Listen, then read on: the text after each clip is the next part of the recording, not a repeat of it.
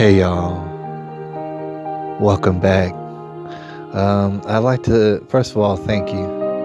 Let you know that I appreciate you for joining me on this journey and know that we're taking this journey together, all right?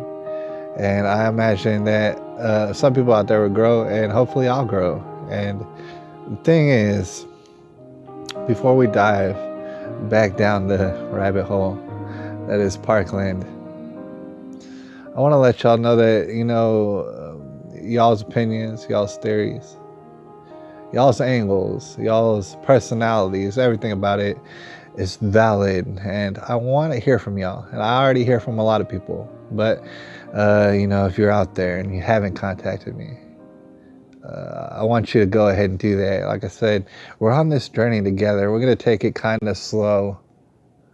All right, it's a very complicated situation, certainly, and there's many details that are quite absurd. But before we get into it, I thought we'd start very simply and just the what happened.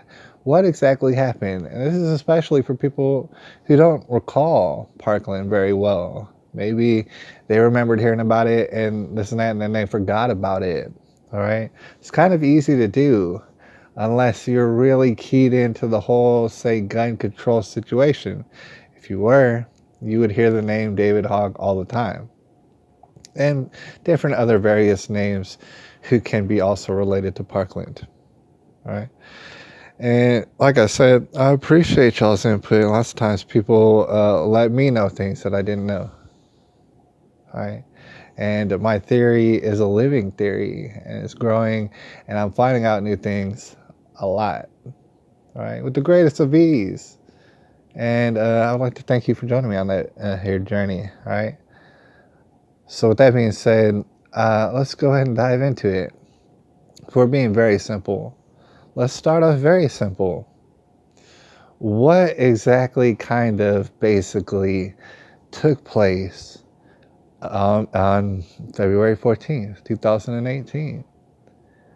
Marjorie Stoneman Douglas over there in Parkland, that's South Florida, Broward County. What is it that, because some people don't remember, okay, what took place, and here's the official narrative in its most simplified version, is that Nicholas Cruz, who was a former student of that school, went in, and they gave plenty of reasons why he did. We're going to discuss those later. We're going to be very simple. He went into his former school towards the end of the school day. He managed to get inside the gates and breach the perimeter.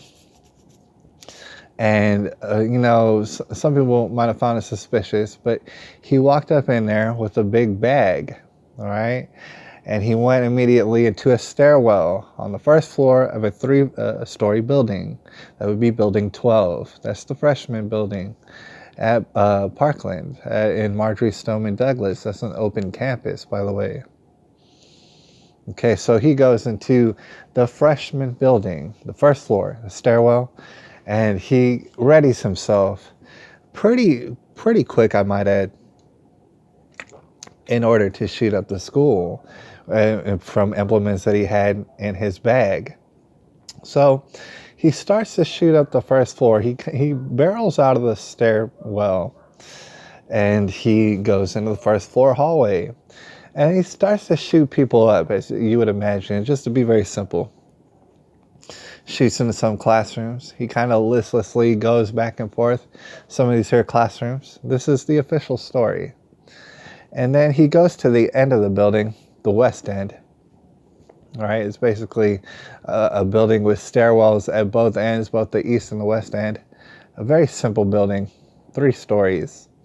He goes to the west end stairwell, goes up the stairwell to the second floor, and at this point, it's really unclear, but we'll discuss that later as to whether or not Nicholas Cruz shot anybody on the second floor of this high school. He then eventually makes his way to the east stairwell and proceeds in going up to the 3rd floor. All right, so as you can imagine, he's shooting off this AR-15. It's probably very loud, all right? And we're not going to get into it right now, but later on we'll discuss just how loud something like that is, all right? And whether or not you'd be able to hear it if you were in the same building as an AR-15 that's exploding all over the place. But we want to be very simple. Low battery. Nicholas Cruz gets to the 3rd floor, and he then proceeds in shooting the 3rd floor up. Probably the worst fashion, right? A lot of people get shot. A number of people get shot. A teacher gets killed. All right, I think students get killed, I think. There was a couple of them, and we're going to review that later on. And we've reviewed it before. But, okay, so Nicholas Cruz, he shoots up the 3rd floor. As you can imagine, there's been all sort of calamity. All sort of people have been called to the building, deputies and everybody else. All right, it's going haywire at this point. A few minutes have gone by to the tune of 3 or 4 minutes. Nicholas Cruz is allegedly making his way across the 3rd floor, and he winds up going to a teacher's lounge, and he tries to shoot out the windows, and we're going to discuss why that is, that supposedly he tried to do that. He finds that he cannot shoot out the windows because they've been made hurricane-proof, which I think means also bulletproof. And he proceeds in just giving up his mission and aborting the mission. All right. He thinks about it to himself, just to put it the most simplest.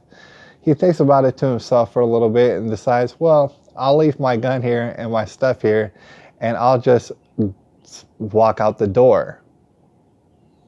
To be very simple. And Nicholas Cruz then proceeds in going down the stairwell, the west stairwell, from the 3rd floor all the way down to the 1st floor. And perhaps even walking over a dead body, or we're not sure exactly the vicinity of a Coach Feist, who is a very large man who is, anyways, we don't want to get off in the weeds too much with that. There's dead bodies around, right? And Nicholas Cruz, what he does is, like I said, calamity's built up. There's all sort of deputies, more than one, more than half a dozen deputies outside of the building 12, in which, of course, everything has been pretty much laid waste. It's a building that was very much terrorized, and the deputies are outside of it. Nicholas Cruz then walks out of the building and basically jogs off to safety, all right? In which the official story is that Nicholas Cruz then blends in with children who are gathering on the south side of the campus, I believe. And that's where he blends in. And later on he gets away. And believe it or not, for those who are newcomers, he then goes to Walmart and hangs out at the Subway, get a soda pop. And then he also goes to McDonald's, in which he just kicks it for a little while, asks a dude for a ride, and then later on gets arrested for mass shooting up everybody. All right, pretty reasonable ending, as you can imagine. So that basically is the situation, right? That's the most simplest that we could even put it, and there's going to be a lot of details that we're going to go over. But remember, very simple situation. Nicholas Cruz goes into a building, shoots up the 1st floor, goes to the 2nd floor. He may or may not have shot up people on the 2nd floor. He then goes to the 3rd floor. There's minutes going by. All right. There was a fire alarm, just to be very simple about it. That fire alarm is pretty much debated, highly debated. All right. But if it did happen, it went off while Nick was on the 1st floor. And it also turned itself off by the time he got to the 2nd floor. All right. So it was a fire alarm in there somewhere. And there was also plenty of shots coming from an AR-15. And that might sound like a very loud thing. Nicholas Cruz, as we already discussed, then walks out of the building. He goes downstairs and walks out. All right. And then he runs off to the south side of the campus, in which he blends in with the children. All right, and then like we've discussed, he then goes to McDonald's.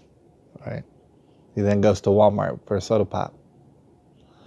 All right, so if we had that down, if we understand that that happened, a lot of people's attention went all over the place. There were certainly all sort of witness testimonials being strewn all over the television and all over the internet subsequently. But a lot of people's attention at that particular, with this being understood as to being the alleged situation, they turned their attention to a lady who is pretty much as famous as you can be on the internet. That lady's name is Alexa Midnick. All right, a very interesting situation. We're about to dive into what she has to say. The testimonial she gave on that very day of February the 14th, 2018. Just how interesting it is, and we're also going to contrast with just how uninteresting everybody else is in regards to Parkland. All right. In fact, Alexa Midnick is not only interesting, but in fact sensational, and would be sensational for news. But we're also going to discuss how she basically dropped off the face of the earth. All right, and how that's very peculiar as well. So I'll catch you on the other end, and like I said, I appreciate y'all's input. Let me know what it is that we might be leaving out. It's going to be a long journey. There's definitely going to be lots of things to discuss. It is going to take a while and stuff, so perhaps I already have thought about whatever it is that you're talking about, and perhaps I haven't. And perhaps it'll steer me in a different direction as we take this journey together for about as long as we can until about the end of YouTube. All right, and they know it's up. Anyways, I'll holler at y'all on the next video.